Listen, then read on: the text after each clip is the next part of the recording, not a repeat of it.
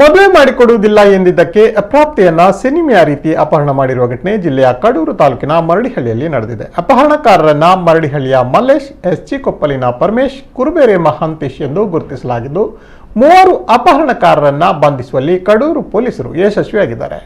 ಅಪಹರಣಕ್ಕೊಳಗಾದ ಯುವತಿಯನ್ನ ಪೊಲೀಸರು ರಕ್ಷಿಸಿದ್ದಾರೆ.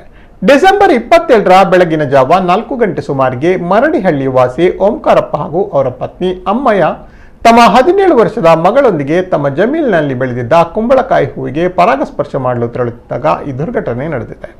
ಮರಡಿಹಳ್ಳಿ ಮತ್ತು ಕಡೂರು ಹಳ್ಳಿಯ ಮುಖ್ಯ ರಸ್ತೆಯಲ್ಲಿ ಬೊಲೆರೋ ವಾಹನದಲ್ಲಿ ಹಿಂದಿನಿಂದ ಬಂದು ಓಂಕಾರಪ್ಪ ಮತ್ತು ಅಮ್ಮಯ್ಯ ಅವರಿಗೆ ವಾಹನದಲ್ಲಿದ್ದ ವ್ಯಕ್ತಿಗಳು ಥಳಿಸಿ ಮಗಳನ್ನ ಅಪಹರಿಸಿದ್ರು. ವಾಹನದಲ್ಲಿ ಗೋವಿಂದಪ್ಪ, ಪರಮೇಶ್, ಸಣ್ಣೇಗೌಡೆ ಇದ್ದರೆಂದು ಓಂಕಾರಪ್ಪ ಗುರುತು ಹಿಡಿದಿದ್ದು, ಈ ಅಪಹರಣ ಸಂದರ್ಭದಲ್ಲಿ ಅಲ್ಲೇ ಹೊಲದಲ್ಲಿ ಅಡಗಿ ಕುಳಿತಿದ್ದ ಮತ್ತೆ 3-4 ಜನ ಅಪಹರಣಕಾರರೊಂದಿಗೆ ಕೈ ಜೋಡಿಸಿದ್ದಾರೆ. ನನಗೆ ಹಾಗೂ ನನ್ನ ಪತ್ನಿಯ ಕೈಕಾಲುಗಳಿಗೆ ತೀವ್ರ ಪೆಟ್ಟಾಗಿದೆ. ಈ ಘಟನೆಯಲ್ಲಿ ಗ್ರಾಮದ ಮಲ್ಲೇಶ್ ಹಾಗೂ ಮಾರುತಿಯವರ ಕೈವಾಡವಿದೆ ಎಂದು ಓಂಕಾರಪ್ಪ ಪೊಲೀಸರಿಗೆ ಕೊಟ್ಟ ದೂರಿನಲ್ಲಿ ವಿವರಿಸಿದರು.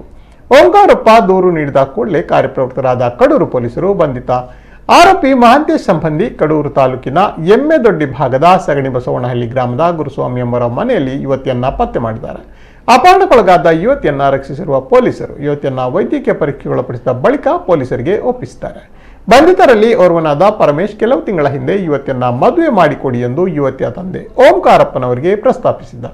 ಆದರೆ ಓಂಕಾರಪ್ಪ ಪರಮೇಶ್ ಅವರ ಆಹ್ವಾನವನ್ನ ತಿರಸ್ಕರಿಸಿದ್ದರಿಂದ ಮನನೊಂದು ಪರಮೇಶ್ ಯುವತಿಯನ್ನ ಕಿಡ್ನಾಪ್ ಮಾಡಿದ್ದಾನೆಂಬ ಅಂಶ ಪೊಲೀಸರ ತನಿಖೆಯಿಂದ ಹೊರಬಿದ್ದಿದೆ.